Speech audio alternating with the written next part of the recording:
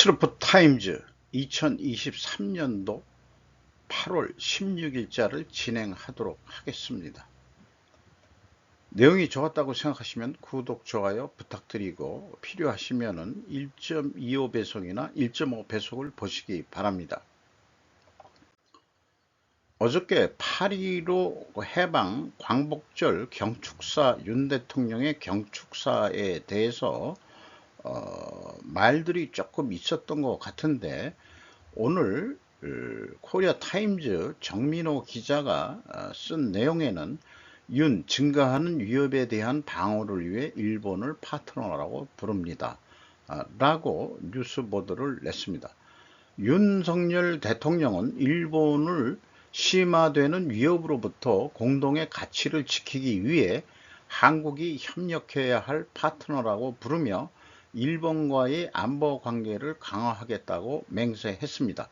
그는 일본의 1910년에서 45년 식민지 지배로부터 한국이 해방된 78주년을 기념하는 화요일 연설에서 이렇게 말했다는 것이죠. 요거 이 AI가 번역할 때 잘못된 거지만은 윤 대통령은 금요일 캠프 데이비드에서 기시다 후미오 일본 총리 그리고 조 바이든 미국 대통령과의 삼국 정상회담에 앞서 연설을 한 것인데 이 연설은 한반도뿐만 아니라 인도태평양 지역 전체의 평화 유지에 대한 협력에 대해 새로운 이정표를 세우겠다고 말했다는 것입니다. 북한이 남한을 공격한다면 일본은 남한을 도울 수 있는 유엔군의 필수적인 군사기지 역할을 할 수 있다. 6.25 전쟁 때도 그렇게 했죠. 그것 때문에 일본의 또 산업이 발전한 것은 일본인들은 잘 인정을 안 하려고 그래요. 이러한 이유로 그는 한국과 일본의 강력한 파트너십이 그러한 침략 시도에 대한 효과적인 억제력 역할을 한다고 덧붙였다. 자유주의를 위한 투쟁으로 위장한 공산 전체주의 상징이 정말 누구인지에 대한 야당과의 잠재적인 미래 논쟁을 열어두고 있다. 논쟁거리를 얘기를 했다 이거죠. 야당을 지칭해서 말로 자유주의를 위한 투쟁으로 위장했다. 이렇게 얘기를 하죠. 자유라는 용어. 그래서 일반 이 늑다리들도 나이들을 꽤 먹었으면서도 불구하고 어떤 쓰는 용어에 따라서 그 용어가 그 사람의 정신을 지배한다는 것으로 그 정의를 내릴 수 있다면은 우리는 서로 대화하기 전에 용어부터 새로 공동의 인식이 있은 다음에 대화가 가능하다는 생각을 하게 됩니다. 그래서 생각을 해보게 되는 건데요. 그거에 앞서서 대일 감정이 좋아지고 있는 한국 여론, 한일 관계를 개선해야 라고 생각하는 사람들이 과반수다. 일본 방송이 그렇게 방송을 했답니다. 한국 여론의 대일 감정이 개선 때문이다. 일본을 제쳤다라는 여유. 요게 본 제목이었는데 조금 껄쩍지근해 가지고 그 소제목으로 나와 있는 것을 제가 주 제목으로 바꾼 내용이 되겠습니다. 한국 대통령 광복절에서 한일 안보 협력을 강조. 그 배경을 한국이 한 명당 GDP와 평균 임금에서 일본을 제쳤다라는 여유라고 일본 쪽에서는 바라보고 있는 거죠.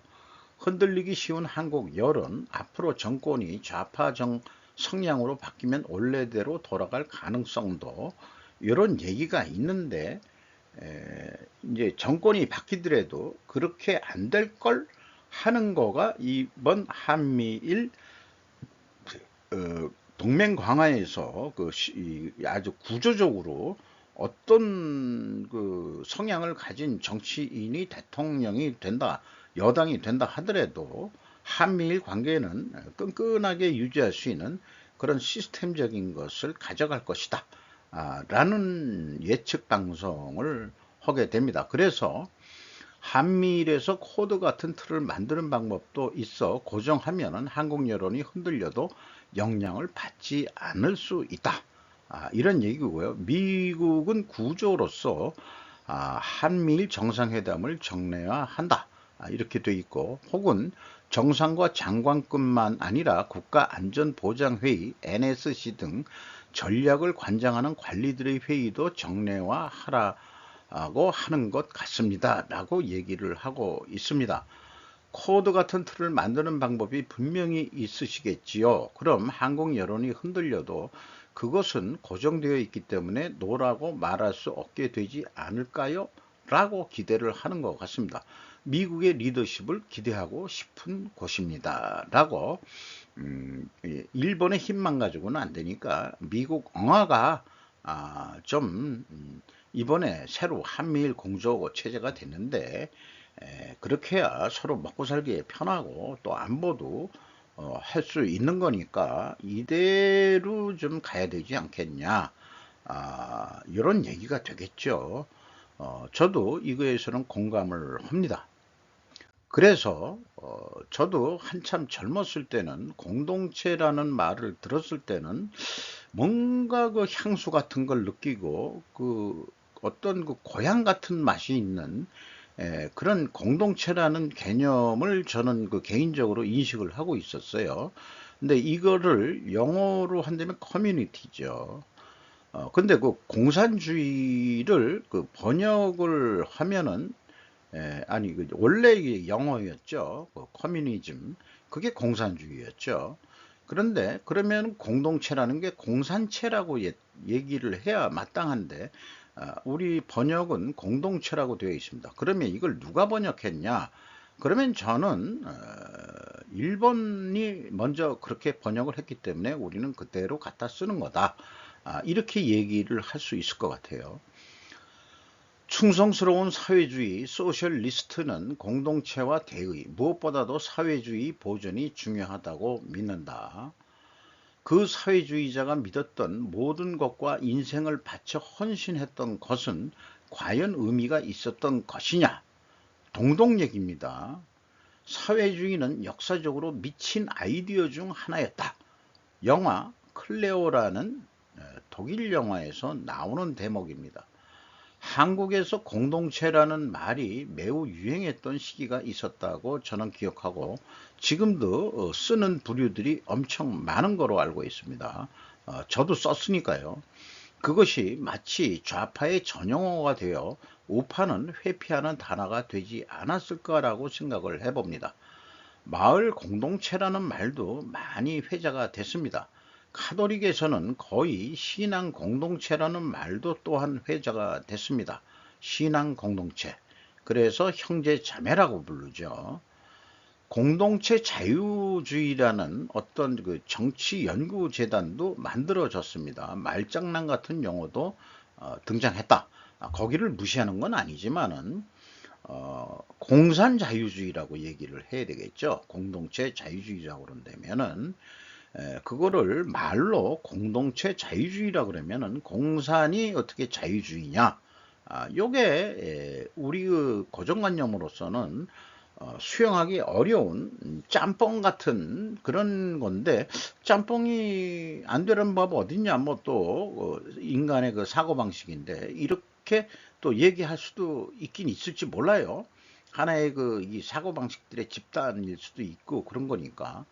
그래서 이 공동체 자유주의라는 게 그러면은 사회민주주의하고 비슷한 게 아닌가라는 생각도 좀 해봤는데, 이 사회민주주의는 현재 북유럽을 그 상징적으로 하고 있죠. 요거는 이제 위키백과에서 따온 그런 그 이 내용들이 되겠습니다. 그래서 노무현 대통령 때도 공무원들 보고 북유럽에 가서 그 사회민주주의에 대해서 배워오라고 했는데 그렇게 한번 우리 한국도 변해보면 어떻겠느냐 라는 말이 있었다. 하지만은 결국 못했죠. 왜 못했을까? 아마 미국 때문에 그렇게 못했을 겁니다. 또한 프리덤과 리버티는 모두 자유로 번역되나 리버럴은 개념이 다르다 저렇게 이제 저는 정의를 하고자 합니다. 그래서 우리가 이 늑다리들도 대화할 때 고정관념 말고 우리가 좀 용어 정의를 합의한 이후에 대화를 좀 하자. 괜히 뭐 동창이면 동창, 지인이면 지인, 들끼리 얘기하면서 결국 우리는 생각이 다르면은 나하고 생각이 다를 수 있다는 생각이 아니고 우리나라는 어찌 된 건지 생각이 다르면은 무조건 적대적이 돼버립니다. 이게 문제인 거예요. 그래서 자유민주주의라고 말할 때 자유는 프리덤인 거 맞습니다. 그런 자유에서의 인권은 인정이 되는데 자유민주주의에서의 말하는 자유가 아닌 지금 아까 윤 대통령의 경축사에서 나온 자유주의를 위장한 그런 전체 공산주의, 공산 전체주의라고 표현했어요. 거기서도 자유를 얘기한다 이 말이죠. 그러니까 말들 가지고 싸움질들 하고 있는 건데, 그런데 프리덤의 자유는 컨서베이티브, 보수적 개념이 들어가 있다고 저는 그렇게 정의를 내려야 된다고 봅니다. 그래서 미국 민주당을 말할 때는 컨서베이터라고 얘기를 안 하죠. 리버럴로 표현되는 것을 우리는 보아왔습니다. 그것은 진보적인 프로그레시브라는 뜻이 있는 거죠.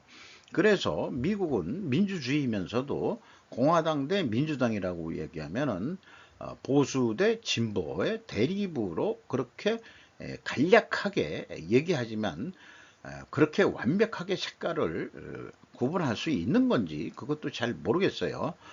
공동체 자유주의라는 말이 생겨나듯이 오죽하면 그런 말도 생겨났겠는가.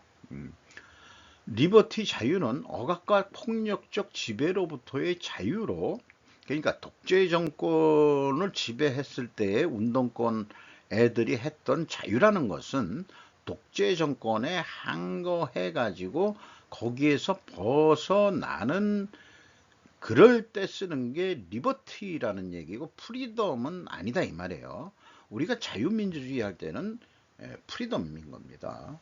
그래서 프리덤과 인권은 동의어로 개념이 들어가야 될 것이고요. 그래서 리버티는 사용할 때 선택의 폭이 좁은 경우다.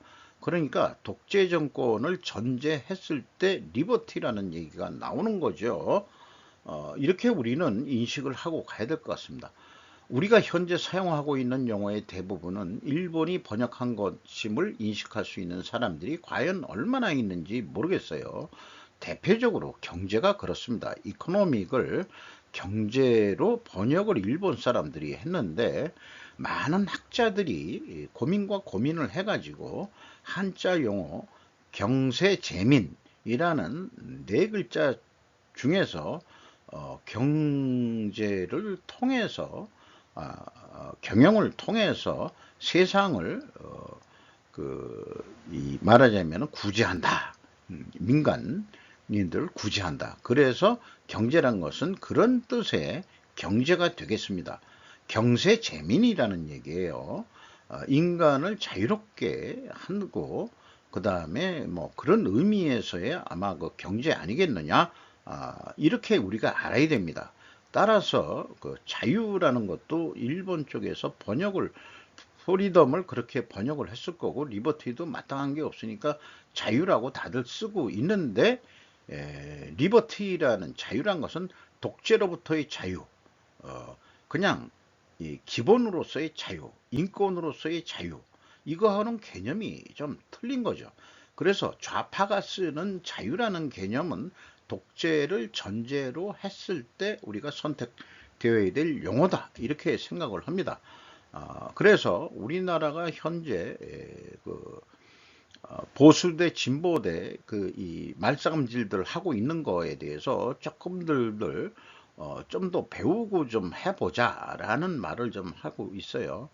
그리고 8.15 경축사에 대해서 말들이 많은데, 독립은 우리가 독립운동한 건 맞지만은 자주 독립운동으로 얻은 것이 아니죠. 우리 스스로 쟁취한 독립이 아닙니다. 독립운동을 안 했다는 얘기가 아니고 독립을 한 결과물을 한 것은 우리의 독립운동 때문이 아니고 미국의 힘 때문에 해방되었을 뿐이라는 것을 우리는 스스로 솔직히 인정하고 그 다음에 그렇게 대화를 시작해야 되지 않을까. 맨 처음에 그 일제 그 식민지가 되고서 만주 쪽에서 독립운동을 했던 그 독립군들은 초창기에는 그 한국 자본 가지고 자금 가지고 독립운동을 했는데 돈이 언제까지나 나올 수는 있는 게 아니잖아요. 그래서 그 만주 쪽에서 그 항일운동을 했던 그 독립운동을 했다고 그러죠. 항일운동한 걸 요즘 동일운동 했다고 그러는데 군자금을 장개석이한테도 받고 뭐 대통령한테도 받아가지고 운영을 했던 그런 사람들이 과연 현재 독립유공자로서 전부 다 칭송을 받아야 되는 건지 저는 그 인정하기 어렵습니다. 비판적인 시각은 그런 사람들은 중국 내에서 항일운동을 한 거지 이 조선 반도의 독립을 위해서 길게 나가면 그럴지 모르지만 우선은 돈 주는 놈 말을 들어야 되니까 중국 국민당을 위해서 항일운동을 했던지 중국 공산당을 위해서 항일을 했던지 그것도 파가 틀려지는 거죠. 다 같은 항일운동이나 하더라도 누구 편에 서서 했느냐가 중요한 거죠. 그래서 막말로 얘기하면은 만주에서의 그 초창기 말고 그 한참 만주 일본이 그 만주로 그 진격을 했을 때 그때 이제 대부분 독립군은 이제 마적이라고 아마 다들 그렇게 표현할 거예요. 마적으로 마적도 독립운동을 했어요. 항일운동을 했어요. 독립운동이 아니고 마적이 그 현재 그 만주 그 북구 군부 세력들이 된 그 기초가 된다고 하죠. 그런 식으로 그 역사를 나름대로 또 계속 공부하면은 그렇게 나오게 됩니다. 그래서 저는 그 김자진 장군은 자기 돈을 가져가서 청산리 전투 뭐 이런 얘기가 나왔는데 문재인 정권에서는 김자진 장군을 한마디도 얘기한 적은 없고 누구 이름도 못 들어봤던 숨겨져 있던 아니 인정을 못 받던 그 김원봉인가 뭐 이런 사람들 뭐 여러 사람들을 내세우는데 공산주의자들이에요. 그 이 커뮤니스트들이죠.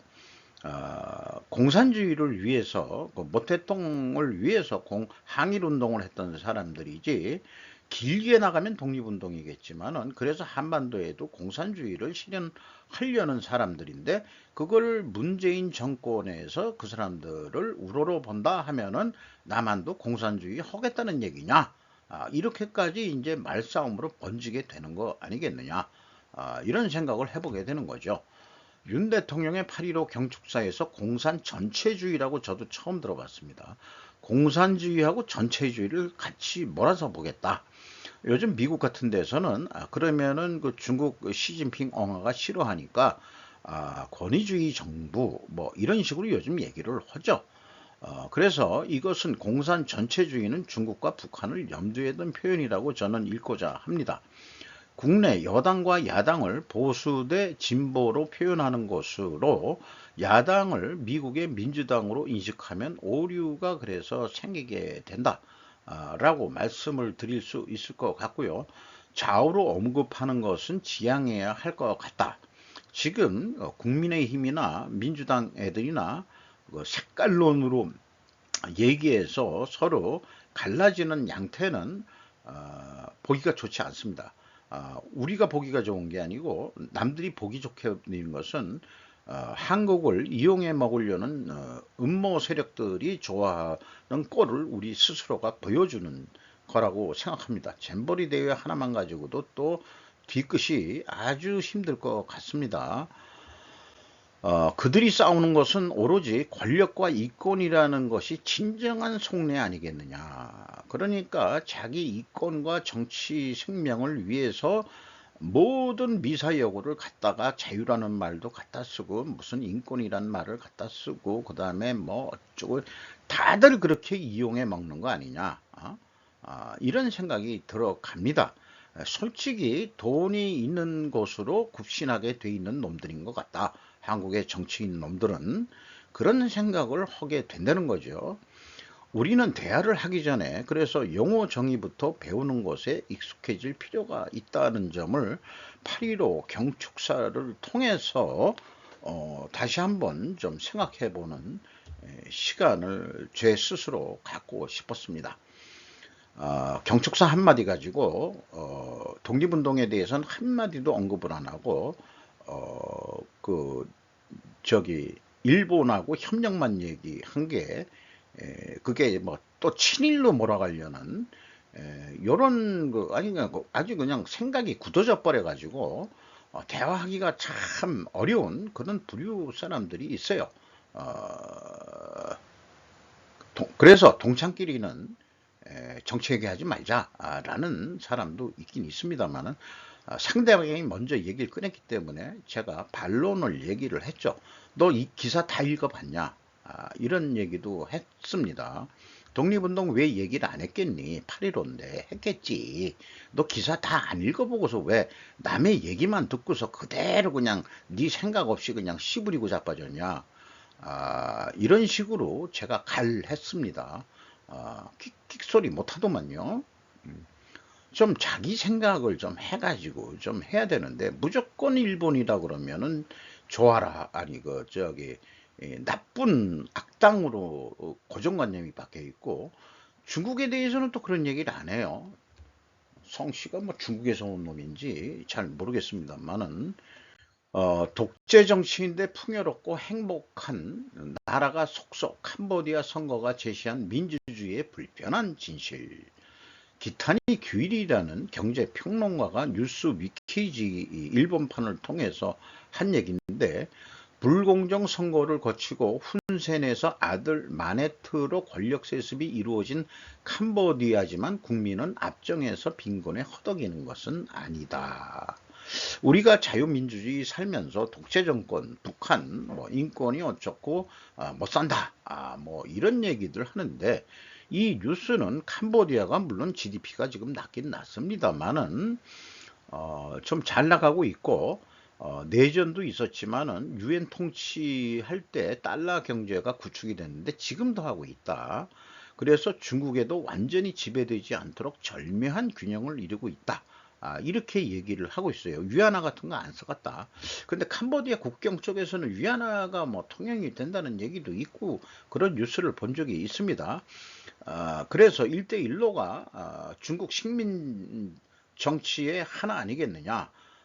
개발 목적으로 그 돈을 대주고 도시가 신도시로 바뀌면서 중국인들도 대거 들어와서 살게 되는데 위안화로 통용이 되게끔 그렇게 해서 여기가 중국 땅인지 캄보디아 땅인지 모를 정도로 국경 도시가 그렇게 바뀌었다 하는 뉴스도 있습니다. 비민주적인 정치와 풍요를 양립시키는 나라가 증가했다. 자, 정치는 비민주적인데 풍요를 양립시킨다. 우리나라도 독재정권, 박정희 독재정권 때 경제가 발전을 했었죠. 그거를 보고 있는 것 같아요. 우리가 먼저 갔습니다만은. 그리고 민주화가 됐는데 오히려 지금 경제는 안 좋고 그런 쪽으로 가려고 그러는 거고 싱가포르와 태국, 베트남 등 동남아시아 여러 나라가 비민주적인 정치체제와 풍요를 양립하고 있다. 싱가포르는 표면적으로 민주국가지만 현 총리의 리 시에릉 이게 일본식 그 발음이 돼가지고 건국의 아버지인 리광요 씨의 아들인 캄보디아와 북한과 마찬가지로 권력이 세습되고 있다. 북한의 김정은이만 세습이 되는 게 아니군요. 풍요라는 특권을 잃은 민주주의 국가. 그래서 2차 대전 후에 사회에서 풍요라는 것은 민주국가의 특권이며 그렇기 때문에 민주주의를 해야 된다는 합의 형성의 시간이 걸린다. 그렇게 됐는데 민주주의의 비용을 감당할 수 그렇게 있었는데 이게 너무 비능률적이다 이거예요. 서로 그 여론, 자유 언론 너무나 그 혼란한 비용들이 생겨가지고 그 비민주적이지만 효율적으로 그 뭔가 의사소통을 해 가지고 가자 하면은 다 따라가고 뭐 이런 쪽이 경제 발전을 더 했던 거 아니냐, 뭐 이런 얘기 같아요. 아이러니컬하지만 경제의 글로벌화와 디지털화가 경제 활동의 울타리를 낮춰서 미성숙한 나라에서도 성장이 가능했다. 이 때문에 민주주의의 비용을 필요로 하지 않는 나라가 유리하게 경제 활동을 전개할 수 있게 되었다. 민주주의는 솔직히 비용의 낭비가 많다. 그런 얘기네요. 이대로는 민주주의는 불필요하다는 무서운 논의조차 대두될 조짐이다. 요게 이제 그 캄보디아 그 총리의 아들인 그 사람 사진입니다. 총리가 그 세습이 된, 물론 선거라는 행위를 통해서 했지만 불공정 선거라는 것은 뭐 누구나 다 알고 있는 얘기고요. 그래서 제가 생각을 해봤는데 자유민주주의 진영과의 경제교류 때문에 이 사람들이 경제가 발전했지, 자유민주 진영이 아닌 것에서 경제적 교류가 없었다면은 이 나라가 그렇게 경제가 발전은 못했을 거다. 북한의 예를 봐라. 이 경제 교류가 잘 안 되니까 허구날 어떻게 돈을 갖다가 불법적으로 만들어서 허구날 핵무기 만드는 데만 모든 그 경제 힘을 쓰고 있으니, 원래 그 북한이 남쪽보다는 공업이 발달했던 데는 맞죠. 예. 동남아시아에서 국가에서 핵을 개발하려는 나라가 있냐? 그런 생각 가지고 있는 나라도 없죠. 그러니까 군사비 안 들어가죠. 그러니까 경제에 돈을 더 쓸 수 있다. 이런 얘기 아닌가 싶습니다. 그러나 생각할 여지가, 민주주의가 비능률이 더 많이 나고 그 다음에 낭비적인 사건들이 일어나도록 좌파 세력들이 음모를 통해 가지고 사회적 혼란을 야기시키는 것이 바로 민주주의의 비용 낭비에 해당하는 게 되겠죠. 네. 별세한 윤석열 대통령 붙인 윤기준 교수. 이게 처음 저는 알았어요. 학자 출신이라는 건 알았는데 올해 92세고 국내 경제학 통계학의 거물이라고 소개를 하고 있습니다. 노년일보라는 데 조희재 기자 편집자가 편집한 내용인데요. 연세대학교 경제학과를 하고 석사학위를 받았고 한일 휴교의회 일본 문부성 국비장학생 1호로 선발되어 일본 히토스바 대학에서 경제학을 공부했다. 통계학과 수리통계학, 통계학 개론, 국내 통계학의 대표적인 총론교재로 꼽히고 있고 한국 경제의 불평등 분석. 1997년이면은 IMF가 당할 때 얘기네요. 역시 이런 문제의식이 있는 이런 저서를 쓰신 분이군요. 주요 논문으로서 한국의 국민소득 분석, 그 다음에 북한의 사회주의 경제체제에 관한 연구, 북한도 연구를 했네요. 성장과 소득 불평등도의 국제 비교, 불평등에 대한 재평가, 한국의 교육비 탄력성과 불평등, 사회적인 인식이 많았던 학자 같습니다. 그런 학자 밑에서 끈 윤석열 대통령이었군요. 법을 해가지고 어찌어찌 해가지고 어떻게 대통령이 됐습니다만은 아마 가족장으로 치른다는 얘기를 들었습니다. 이거 병원에 뭐 입원했을 때 어떻게 우연히 찍힌 건지, 이런 마스크 했을 때니까 이게 대통령 되기 전인지 대통령 후인지는 잘 모르겠습니다만은 그 시기가 나와 있지는 않아 가지고요. 기후에 관한 한 일본 열도는 한반도의 방패막이 역할이라고 제목을 붙여봤습니다. 제7호 태풍이 시즈오카 포구, 신칸센 스톱, 홋카이도, 산요, 추석, 유턴 직격탄, 신도메 등 일부 통행 금지라는 뉴스가 오늘 시사통신을 통해 가지고 떴습니다. 태풍이 일본 혼슈 방향일 경우 높은 산들이 태풍을 막아주고 있다. 카누는 큐슈 옆을 지나 한반도를 관통했지만 상대적으로 세력이 약해졌었다. 그리고 중국 본토는 아예 막아줄 것이 없죠. 한반도는 일본 열도를 거쳐서 온다면은 높은 산들이 거기서 이제 거의 소멸해서 동해로 진출을 한다 그래도 크게 영향은 안 받는 거니까 지리적으로 참 그렇습니다. 어떻게 생각하면은 한반도를 요렇게 이 보좌하는 그런 열도 같은, 예를 들어서 한반도가 왕이라면은 일본이 군신처럼 이렇게 굽혀서 인사하는 그런 모양 아닌가요? 저는 그렇게 보는데, 에, 역사는 반대로 됐었습니다만은, 지금 뭐 파도가 방파제를 때려서 하늘 높이 올라가는 그런 사진이 되겠습니다. 그냥 해외여행 갑니다. 위기의 제주도. YTN 8월 14일자 보도 내용인데요. 이미 전에도 미리 많이 나왔지만은 제주도에 왜 가냐. 물가 비싸다 53%, 엔데믹 시대 제주관광 위기다. 이렇게 얘기해서 물가가 비싸지 안 간다. 그 돈이면 일본 가고 말지. 일본 엔화 가치가 또 떨어졌단 말이죠. 그런데 중국 애들은 단체 여행으로 지금도 오고 있죠. 비자가 필요 없으니까. 그런 법 자체를 돈을 벌자고 제주도 지사가 좌파 애들이 했을 땐가 언제 했을지는 뭐 우파가 있는지 그거는 저는 기억에 없습니다만은, 그걸 왜 제주도를